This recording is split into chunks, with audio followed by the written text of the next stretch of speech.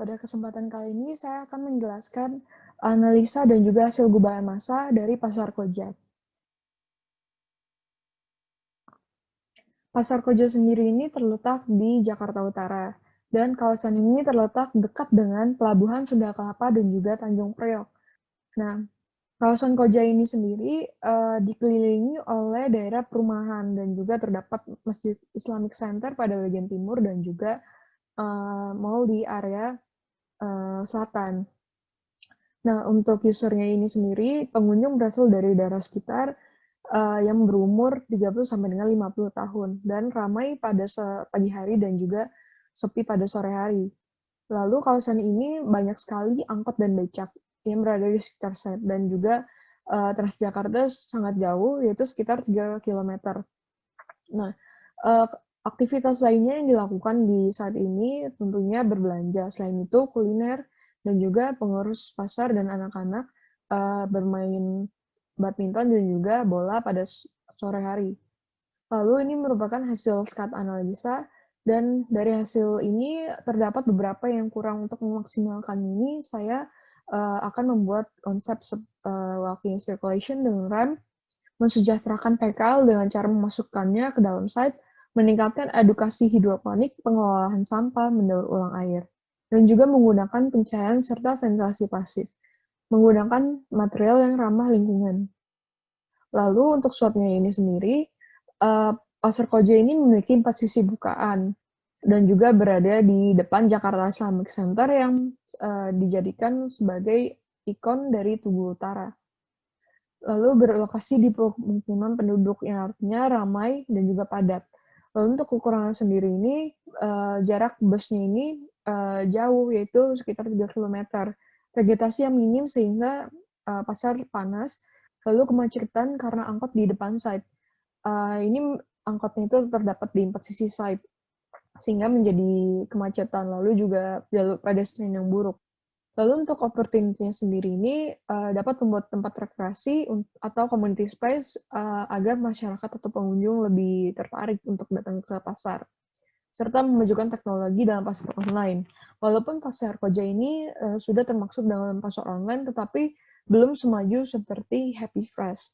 Lalu untuk ancaman sendiri ini, persaingan pasar ini sangat ketat karena di kawasan sekitar ini terdapat PKL, ruko, dan juga mall di kawasan pasar. Lalu juga terkalahkan oleh pasar online seperti Happy Fresh maupun Shopee dan juga Tokopedia. Dan juga datarannya rendah yang dapat menyebabkan banjir karena tiap tahun itu terdapat banjir rob. Nah, untuk permasalahan yang di sini itu minim cahaya, bau yang tercampur karena ventilasi yang buruk, dan juga minimnya vegetasi, pemberhentian sembarangan dari angkot, dan juga banjir. Serta ruas jalan di area barat, utara, dan timur memiliki ruas jalan yang kecil, sehingga sering banget terjadi kemacetan.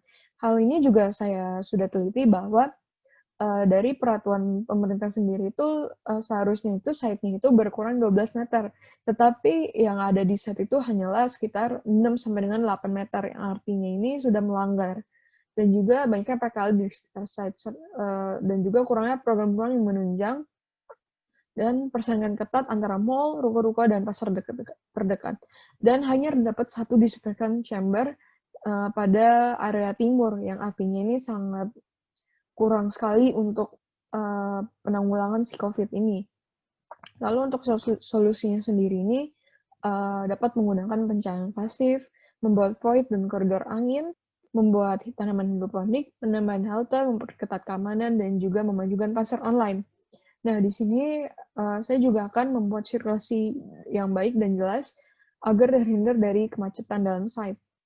Lalu menyediakan lahan bagi para PKL, menambahkan vegetasi, membuat tanaman hidroponik, dan hasilnya ini dapat dijual, sekaligus dapat membuka lapangan pekerjaan baru, dikarenakan di daerah Koja ini sendiri itu penganggurannya itu dapat mencapai 55.000 orang. Lalu meninggalkan site untuk menghindari dari banjir, lalu membuat adanya portal disinfektan di setiap pintu masuk. Lalu untuk strateginya sendiri ini, saya akan mempertahankan toko emas dan juga perlengkapan kematian, yang menjadi salah satu barang yang paling dicintai di Pasar Koja sekarang. Lalu, membuat pasar menjadi tempat kuliner, pusat perlengkapan rumah tangga, dan juga fasilitas olahraga seperti futsal dan tenis, Lalu learning center seperti perpustakaan, belajar menanam hidroponik, dan juga art space maupun classroom. Dan tahun sebagai wadah aktivitas murid-murid dan masyarakat sekitar. Lalu di sini saya juga akan mengikuti desain bentuk dari pola Masjid Islamic Center, yaitu berbentuk geometris segi 8. Yang di sini saya akan menjadikan simbol dari Pasar Koja ini sendiri, yang bahwasannya di Koja sendiri ini dominasi oleh agama Islam. Lalu di sini saya juga akan menanam tanaman hidroponik yang sebelumnya saya sudah katakan, seperti hortikultura, yaitu cabai, bayam, kangkung, dan juga petsai, dan juga biofarmaka yang paling didominasi oleh Koja ini sendiri. Lalu mempertahankan daur ulang daur ulang sampah organik yang menjadi pupuk kompos yang sudah diterapkan di Pasar Koja saat ini. Lalu mendaur ulang air hujan untuk penyiraman tanaman, mendaur ulangkan grey water untuk penyimpanan air dan juga kloset maupun tanaman, sehingga dapat menghemat penggunaan air dan juga membuat sumur resapan agar terhindar dari banjir. Nah, 3 siklus ini merupakan hal yang saling berhubungan sehingga dapat menciptakan sesuatu yang lebih efisien terhadap keuangan dan juga dapat menghasilkan sesuatu. Lalu di sini sebagai desain strategi saya menggunakan presiden dari bangunan New York Vessel yang dimana dapat memfilter suhu udara kawasan sekitar menjadi lebih dingin dikarenakan banyaknya voids yang dapat membuat sirkulasi udara berjalan dengan baik.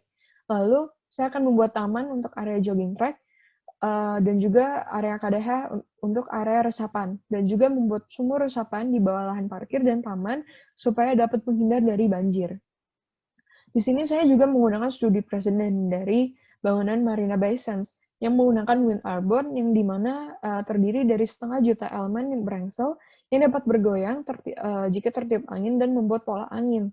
Nah, di sini akan membentuk fasad yang lebih unik dan juga hal tersebut dapat berfungsi sebagai peneduh dan juga penghalang dari sinar matahari dan juga panas yang dapat mengurangi sekitar 50%.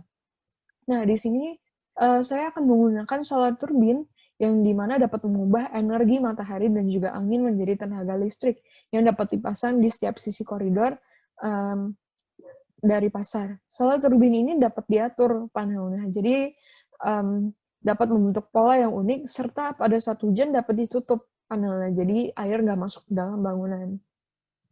Lalu Pasar Koja ini pada masa depan ini akan dibangun menjadi 3 gubahan massa, yaitu berdasarkan kebutuhan primer, sekunder, dan tersier yang dapat secara langsung membuat pengunjung langsung ke tempat penjual, sehingga tidak terjadi titiknya keramaian. Nah, 3 bangunan ini saling memiliki akses satu sama lainnya, dan juga dibuat agar pengunjung tidak berlama-lama dalam satu tempat, agar jika COVID terjadi lagi atau pandemi lainnya, itu akan mengurangi penyebarannya. Lalu di sini saya akan menerapkan konsep walking yang disuguhkan dengan pemandangan taman dan juga bunga yang memiliki ciri khas bau wangi, sehingga orang-orang akan tertarik datang ke dalam site.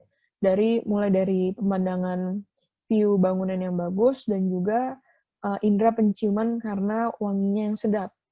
Nah, hal tersebut diharapkan agar ketika pengunjung datang pada saat pagi hari, dapat berlari pagi atau mengunjungi taman untuk berolahraga. Jadi nggak hanya berbelanja, namun dapat berolahraga seperti jogging agar menjalani hidup sehat. Lalu di sini saya akan menerapkan protokol COVID seperti membuat portal disinfektan di setiap pintu masuk, menambahkan kamera suhu badan yang dapat dipantau melalui CCTV, serta menyediakan hand sanitizer di setiap los maupun sisi. Hal tersebut tidak hanya untuk menangkal COVID maupun pandemi lainnya, namun di sini lebih mengarahkan bahwa kedisiplinan dari kebersihan dan juga orang sakit sebaiknya jangan masuk untuk ke pasar karena hal tersebut sangat rawan bagi pengunjungnya. Nah, di sini sendiri saya menerapkan sistem walking yang dimana pada jembatannya ini saya akan membuat menjadi area taman atau public space seperti dari konsep bangunan dari Seoul Sky Garden. Nah, di sini saya juga merekonstruksi sirkulasi agar tidak terjadi kemacetan baik di luar maupun dalam sisi site. Nah, rekonstruksi sirkulasi ini sendiri pada area timur hanya sirkulasi motor dan juga pedestrian. Pada area selatan merupakan 3 sisi 3 sisi untuk mobil, motor, maupun pedestrian. Pada area barat hanya merupakan area motor dan juga pedestrian.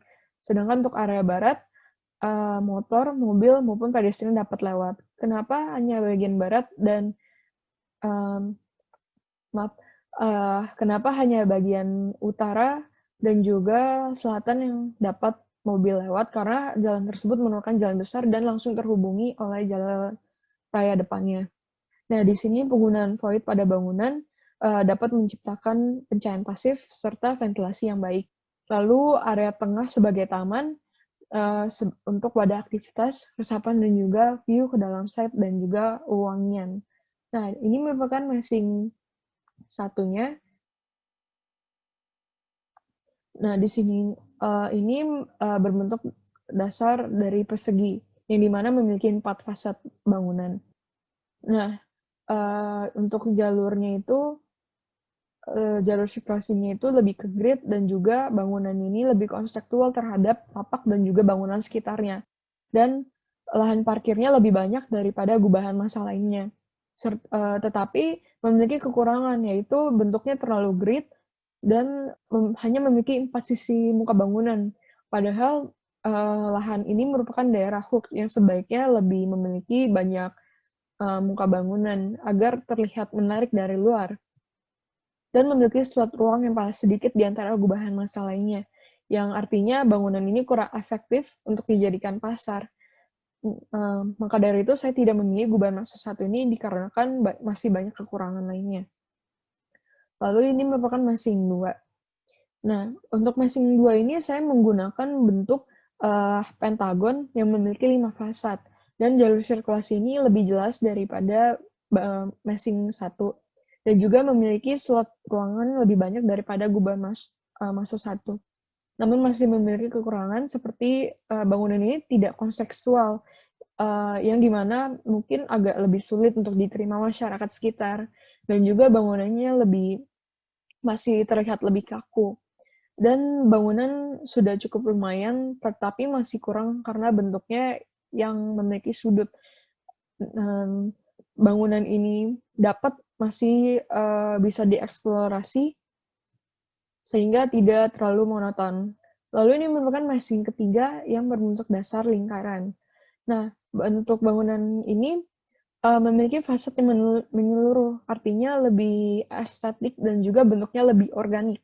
Nah, di sini ini memiliki jalur sirkulasi yang jelas karena berbentuk dasar lingkaran dan juga dapat berjalan sesuai satu jalan, seperti arah jarum jam. Nah, namun lagi-lagi bentuknya yang tidak kontekstual ini sulit diterima oleh masyarakat. Dan juga lahan parkir di sini lebih sedikit daripada bangunan lainnya. Tetapi tetap saya akan memilih gubahan massa 3 ini dikarenakan dari tempat ini lebih efisien daripada lainnya dan juga lebih organik. Nah, sekian dan terima kasih.